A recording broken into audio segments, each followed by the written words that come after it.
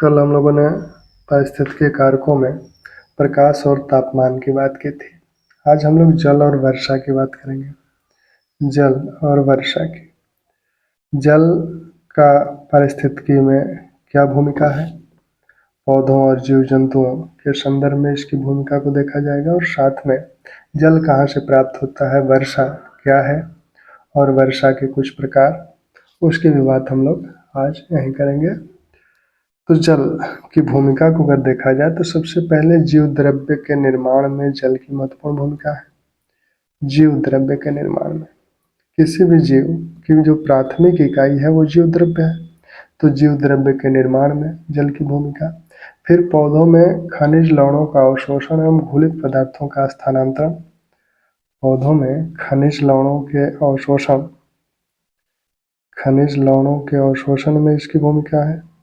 लवणों के अवशोषण एवं घुलित पदार्थों का स्थानांतरण एवं घुलित पदार्थों के स्थानांतरण में इसकी भूमिका है। पदार्थों के स्थानांतरण में जल की महत्वपूर्ण भूमिका है। प्रकाश संश्लेषण में हम लोगों ने देखा था जल की भूमिका को। प्रकाश संश्लेषण में जल का क्या होता है, ऑक्सीकरण होता है और इससे O2 गैस निकलती है, ऑक्सीजन निकलता है। तो ये ऑक्सीजन सभी प्राणियों के लिए प्राणवायु है एक तरह से। फिर इसकी भूमिका वाष्पोत्सर्जन में, बीजों के अंकुरित होने में, फलों एवं बीजों के प्रकीर्णन में, एंजाइमों को क्रियाशील करने में जल की प्रमुख भूमिका है। तो वाष्पोत्सर्जन में, बीजांकुरण में, बीजों को अंकुरित करने में, फलों एवं बीजों के प्रकीर्णन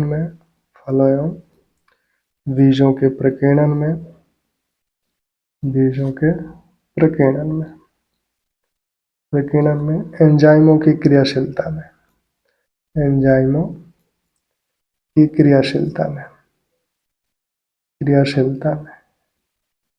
जल की महत्वपूर्ण भूमिका है। अब ये जल प्राप्त कहाँ से होगा, तो जल प्राप्त करने का मुख्य स्रोत वर्षा है। और वर्षा है क्या? वर्षा जो है, जब जलवाष्प युक्त वायु ऊपर उठती है तो ऊपर तापमान कम मिलता है, तो तापमान कम होने के कारण जो जलवाष्प है वो संघनित होता है और वही मेघ का रूप धारण करता है। तो जब जलवाष्प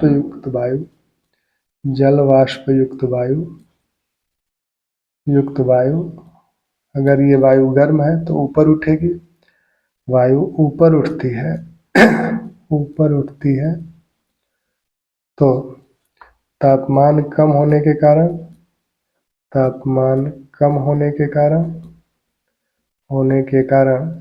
जलवाष्प संघनित होता है।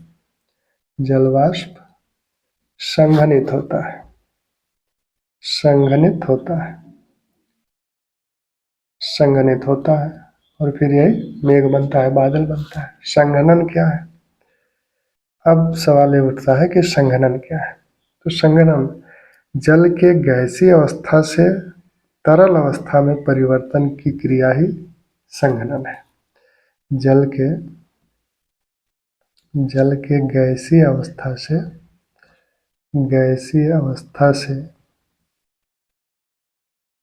तरल अवस्था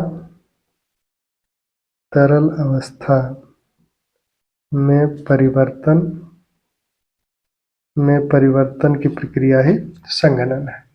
जल के गैसीय अवस्था से तरल अवस्था में परिवर्तन की प्रक्रिया ही संघनन है। अब जलवाष्प जो वायु में होता है, तो जलवाष्प के आधार पर विभिन्न रूप है वायु के। जिसे जलवाष्प जब वायु में होता है तो उसे हम आर्द्रता कहते हैं, आर्द्र वायु है। तो उस आर्द्रता वायु में कितनी होगी, यह उस वायु की आर्द्रता सामर्थ्य कहलाता है। एक निश्चित तापमान पर एक घन मीटर वायु में जितने ग्राम जलवाष्प अवशोषित करने की क्षमता होती है उसे उस वायु की आर्द्रता सामर्थ्य कहा जाता है। तो आर्द्रता से संबंधित कुछ शब्दावलियां हैं, उसको हम लोग पहले देख लें। एक तो आर्द्रता सामर्थ्य, आर्द्रता सामर्थ्य, आर्द्रता सामर्थ्य ह्यूमिडिटी कैपेसिटी।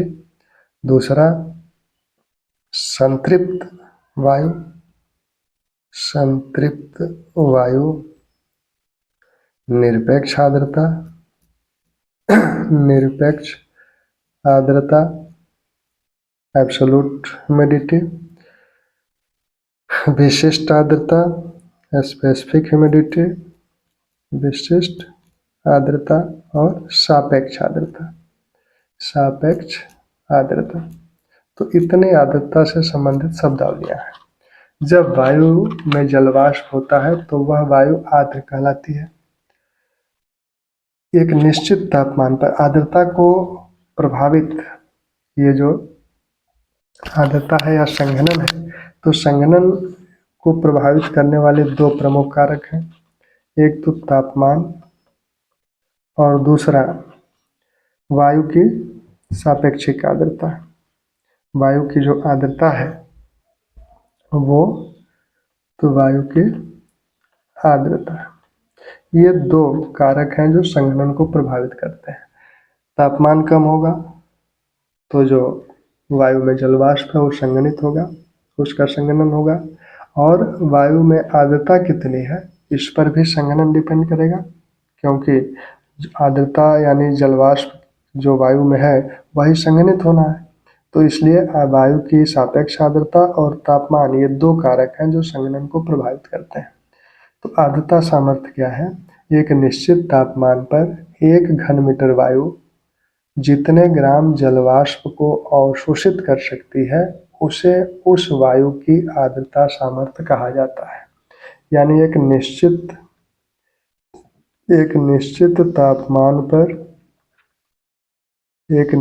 तापमान पर एक घन मीटर वायु जितने ग्राम जलवाष्प को अवशोषित कर सकती है, अधिकतम जितने ग्राम जलवाष्प को अवशोषित कर सकती है उसे उस वायु की आर्द्रता सामर्थ्य कहा जाता है। अब टेम्परेचर बढ़ेगा तो वायु का आर्द्रता सामर्थ्य भी बढ़ेगा, टेम्परेचर घटेगा तो इस वायु की आर्द्रता सामर्थ्य भी घटेगी, क्योंकि टेम्परेचर बढ़ेगा उतना ही अधिक वह जलवाष्प अवशोषित करने की उसकी क्षमता बढ़ेगी। टेम्परेचर कम होगा तो उसकी जलवाष्प अवशोषित करने की क्षमता कम हो जाएगी। अब संतृप्त वायु क्या है? जब किसी वायु में उसकी क्षमता के बराबर जलवाष्प अवशोषित हो जाए तो वह वायु संतृप्त हो जाती है, यानी अब उससे अधिक वह जलवाष्प अवशोषित नहीं कर सकती। तो जब किसी वायु में उसकी क्षमता के बराबर जलवाष्प आ जाए, उसकी क्षमता यानी उसकी जो सामर्थ्य है, जो आर्द्रता सामर्थ्य है, उतना अगर उसके पास जलवाष्प आ गया है तब वह संतृप्त वायु कहलाएगी। उसके ऊपर वो जलवाष्प अवशोषित नहीं कर सकती। निरपेक्ष आर्द्रता क्या है? निरपेक्ष आर्द्रता एब्सोल्यूट आर्द्रता। अच्छा, ये जो तापमान है, ये तापमान के संदर्भ में एक बिंदु आता है औसाक बिंदु, उसकी बात हम लोग, औसांक बिंदु ड्यू पॉइंट, उसकी बात हम लोग अभी करेंगे। निरपेक्ष आर्द्रता, निरपेक्ष आर्द्रता को प्रति इकाई आयतन में मापा जाता है। प्रति इकाई आयतन में विद्यमान वायु की प्रत्येक इकाई आयतन में विद्यमान जलवाष्प की मात्रा को निरपेक्ष आर्द्रता कहते हैं। तो वायु की प्रति इकाई आयतन में विद्यमान जलवाष्प को उस वायु की निरपेक्ष आर्द्रता कहते हैं। विशिष्ट आर्द्रता क्या है? वायु की प्रति ग्राम, यहाँ पे विशिष्ट आर्द्रता और निरपेक्ष आर्द्रता में यही अंतर है कि यहाँ निरपेक्ष आर्द्रता में वायु की प्रति इकाई आयतन में और यहाँ वायु की प्रत्येक इकाई भार में विशिष्ट में क्या होता है, वायु के प्रति इकाई भार में विद्यमान जल वाष्प की मात्रा विशिष्ट आर्द्रता कहलाती है। और सापेक्ष आर्द्रता क्या है? सापेक्ष आर्द्रता ये कहा जाता है, और ये जो विशिष्ट आर्द्रता है यही जो है आर्द्रता की सबसे उपयुक्त माप है। विशिष्ट आर्द्रता को आर्द्रता की सबसे उपयुक्त माप माना जाता है। सापेक्ष आर्द्रता क्या है? रिलेटिव ह्यूमिडिटी, किसी तापमान पर वायु में उपस्थित जलवाष्प तथा उसी तापमान पर उसी वायु की आर्द्रता सामर्थ्य के अनुपात को, यानी किसी तापमान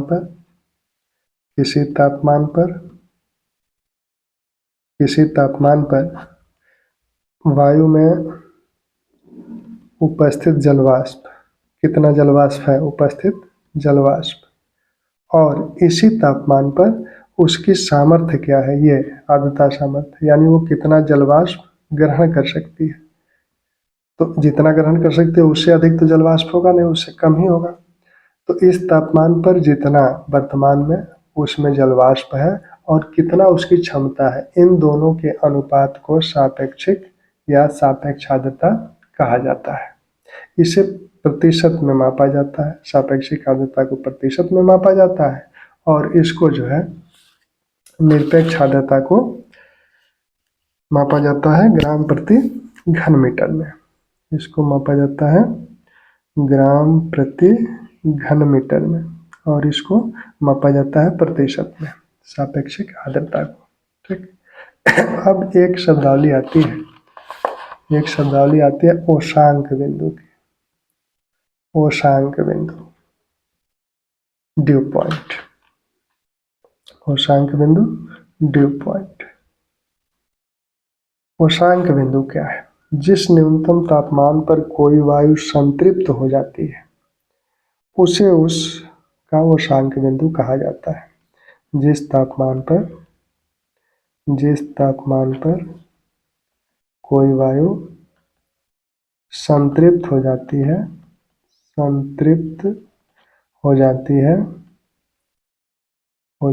उसे उसका ओशांक बिंदु कहा जाता है। ओशांक बिंदु से नीचे जब टेम्परेचर होगा तो ये संघनन शुरू होगा, क्योंकि वायु संतृप्त है, उसके बाद उसका संघनन होना शुरू होगा।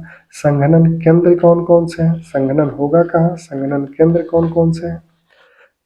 संघनन जल के गैसीय अवस्था से तरल अवस्था में परिवर्तन की प्रक्रिया को संघनन कहा जाता है। अब संघनन के दो कारक हैं, तापमान और वायु की आर्द्रता। तापमान कम होगा तो संघनन तेज होगा, तापमान बढ़ेगा तो संघनन रुक जाएगा। वायु जितने संतृप्त होगी तब उसका संघनन शुरू होगा।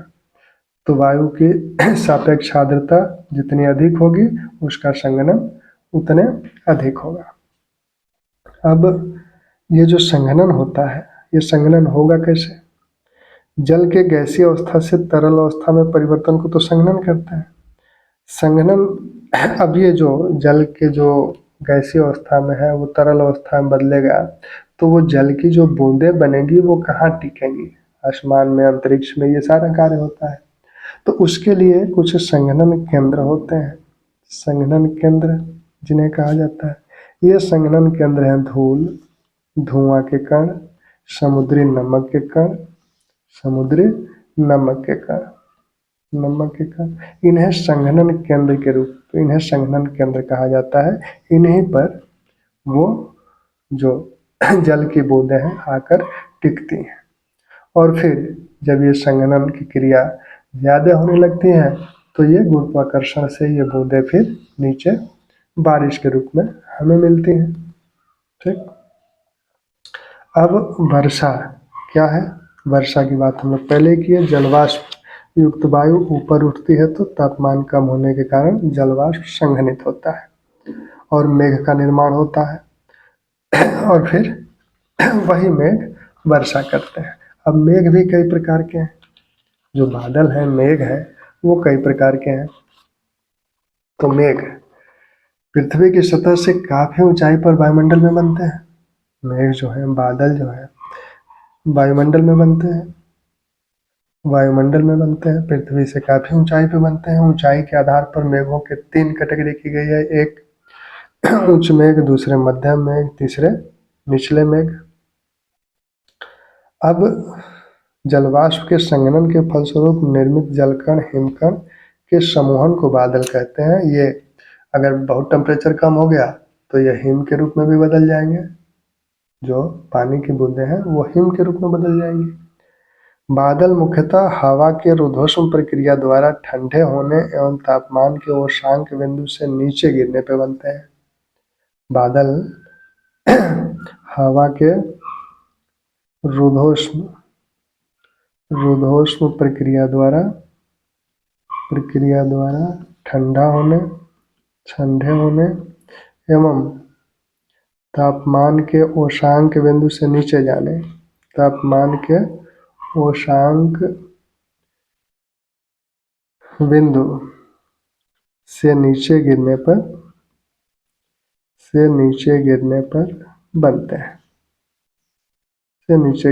बनते हैं अब बादलों के प्रकार को देख लिया जाए कि बादल कितने प्रकार के होते हैं। तो बादलों के प्रकार को हम लोग देखें तो बादल के जो प्रकार हैं 3 कैटेगरी में बादलों को बांटा जाता है। उच्च मेघ, मध्यम मेघ और निचले मेघ, जिन्हें हम लोग जो निचले मेघ। उच्च मेघ में पच्छाद मेघ है, पच्छाद स्तरी मेघ और पच्छाद कपासी मेघ। ये उच्च स्तरी में है। उच्च स्तरी का मतलब है 6000 से 10,000 मीटर की ऊंचाई पे ये बादल बनते हैं।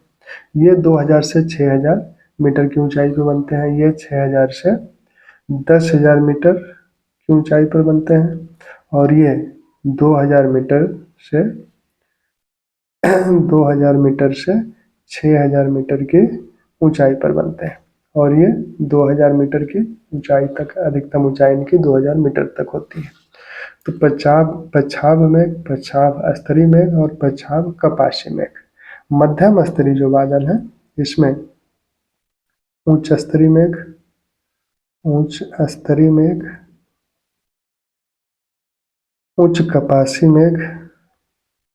कपासी मेघ, ये 2 प्रमुख इसमें मध्यम स्तरी में है। निचले स्तरी में एक तो स्तरी मेघ,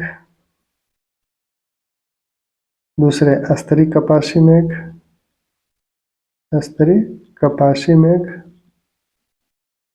और तीसरे जो है कपासी मेघ, फिर कपासी वर्षा मेघ और वर्षा स्तरी मेघ। तो इन सब की हम लोग विशेषताएं भी देख रहे हैं जो महत्वपूर्ण है, जो बार बार पूछे जाते हैं। पच्छाद मेघ जो है ये सबसे अधिक ऊंचाई पे मिलते हैं। पच्छाद मेघ सबसे अधिक ऊंचाई पे मिलते हैं, सबसे अधिक ऊंचाई पे ये मिलते हैं। ये रेशम की भांति कोमल होते हैं, हिमकण के बने होते हैं। ये जो है ये हिमकण के बने होते हैं, क्योंकि सबसे ऊपर है, टेम्परेचर कम है तो हिमकण के बने होते हैं। पच्छाद मेघ, अब पच्छाद स्तरी जो मेघ हैं ये दूधिया चादर की तरह विस्तृत होते हैं। सूर्य और चंद्रमा के चारों ओर प्रभामंडल, यही प्रभामंडल बनाते हैं। सूर्य और चंद्रमा के चारों ओर प्रभामंडल बनने का कारण यही बादल है पच्छाद स्तरी मेघ। पच्छाद स्तरी मेघों के कारण ही सूर्य और चंद्रमा के चारों ओर प्रभामंडल बनता है। ठीक, ये जो है चक्रवात आगमन के पहले ये पच्छाद मेघ दिखाई देते हैं। चक्रवात आगमन की ये सूचना भी देते हैं। एक तरह से चक्रवात आगमन के सूचक भी हैं पच्छाद मेघ। और पच्छाद मेघों के बाद पच्छाद स्तरीय मेघ दिखते हैं। पच्छाद स्तरीय मेघों के कारण ही सूर्य और चंद्रमा का प्रभामंडल दिखता है। मध्यम स्तरीय मेघों में ये जो उच्च स्तरीय मेघ हैं ये भूरे और नीले रंग के हैं। सूर्य का प्रकाश ये विस्तृत रूप में फैले होते हैं। सूर्य का प्रकाश धुंधला हो जाता है और ये जो है भूरे और सफेद रंग के होते हैं। चादर की तरफ गोलाकार धब्बों के रूप में ये दिखते हैं। अब निचले स्तर में आ जाए तो स्तरीय मेघ धरातल के निकट कोहरे के रूप में ये दिखते हैं और आकाश में पूरी तरह से छा जाते हैं। और शीतोष्ण कटिबंध में दो विपरीत वायु राशियों के मिलने से ये बनते हैं। शीतोष्ण कटिबंध में दो विपरीत वायु राशियों, गर्म वायु राशि और ठंडी वायु राशि के मिलने से ये बनते हैं। स्तरीय कपाशी मेघ ये साफ मौसम के सूचक हैं। साफ मौसम के सूचक हैं स्तरीय कपाशी मेघ। जाड़े के मौसम में ये आसमान में छाते हैं और साफ मौसम के सूचक हैं। ये जो कपासी मेघ हैं ये फूल गोभी की भांति गुंबदाकार होते हैं। गुंबदाकार और फूल गोभी की भांति दिखते हैं। फूल गोभी की भांति यही कपासी मेघ दिखते हैं और ये भी साफ मौसम के सूचक हैं। ये भी साफ मौसम के सूचक हैं। कपासी वर्षा मेघ इनसे भारी वर्षा होती है, ओलावृष्टि होती है, तड़ी झंडा, गहरे काले एवं सघन बादल हैं और ये विशाल मीनार की भांति उठे हुए दिखते हैं। नीचे से ऊपर की ओर, नीचे से ऊपर की ओर, नीचे से ऊपर की ओर मीनार की भांति, मीनार की तरह उठे हुए दिखते हैं कपासी वर्षा में। इनसे वर्षा होती है और सबसे कम ऊंचाई पर वर्षा स्तरीय मेघ होते हैं। काले घने विस्तृत क्षेत्र में फैले हुए, इनके फैलने से अंधकार छा जाता है, सूर्य की रोशनी नहीं आ पाती है। और वर्षा तो वर्षा कपासी वर्षा मेघ से भी होता है और वर्षा स्तरीय मेघ से भी होता है। ठीक, शीतोष्ण क्षेत्र में यहाँ जब शीत जो वायु है, ठंडी वायु राशि है, उससे मिलके और यहाँ ये गर्म वायु राशि के से मिलके यहाँ वर्षा स्तरीय मेघ में होती है और यहाँ ठंडी वायु राशि से मिलके यहाँ वर्षा होती है। अब वर्षा के जो प्रकार है, वर्षा के कुछ अन्य प्रकार भी हैं, जैसे संवहनीय वर्षा, पर्वतीय वर्षा और चक्रवातीय वर्षा। संवहनीय वर्षा, संवहनीय वर्षा, पर्वतीय वर्षा और चक्रवातीय वर्षा। तो संवहनीय वर्षा में क्या होता है, वायु जब गर्म होकर ऊपर उठती है तो ऊपर जाके ये संघनित होती है और फिर ये वर्षा की बूंदों के रूप में जलवाष्प संघनित होता है। वर्षा के रूप में ये वर्षा होती है। अधिकांशतः जो विषुवत-रेखीय क्षेत्र है, जो डोलड्रम वाला क्षेत्र है, वहाँ यहाँ रोजाना वर्षा 2 से 3 बजे दोपहर में होती है। संवहनीय वर्षा। सबसे अधिक विश्व में वर्षा पर्वतीय वर्षा होती है। पर्वतीय वर्षा में क्या है कि कोई पर्वत की चोटी है, तो कोई पर्वत की मान लीजिए चोटी है, इधर से कोई वायु यहाँ चढ़ती है, इसके सहारे ऊपर जाती है, टेम्परेचर कम होता है, यहाँ वायु संघनित होती है और यहाँ वर्षा करती है। लेकिन इस क्षेत्र में वर्षा नहीं हो पाती है क्योंकि यहाँ रुद्धोष्म प्रक्रिया से यहाँ टेम्परेचर बढ़ जाता है। तो यहाँ ये पवना विमुख जो पर्वत का क्षेत्र है, पवन की ओर जो है, इसकी ओर जो है, यहाँ तो वर्षा होती है लेकिन यहाँ वर्षा नहीं होती है। ठीक, जैसे भारत में महाबलेश्वर है, पुणे है, कुछ ही दूरी पे है, पश्चिमी घाट के ये इधर है तो पुणे में वर्षा कम होती है, महाबलेश्वर में होती है। चक्रवातीय वर्षा, जब दो वायु राशियाँ, जैसे गर्म वायु राशि और ठंडी वायु राशि, तो जब ये गर्म वायु राशि ठंडी वायु राशि पर चढ़ती है तो होता यह है कि ये जब ही ठंडी वायु राशि पे चढ़ेगी तो यहाँ टेम्परेचर कम होगा और ये संघनित होगी और संघनित होगी, फिर ये वर्षा होगी। ठीक, तो हम लोगों ने आज जल और वर्षा की बात की। फिर आगे हम लोग पारिस्थितिकी के जो अन्य कारक हैं जिसमें मृदीय कारक महत्वपूर्ण है उसको देखेंगे।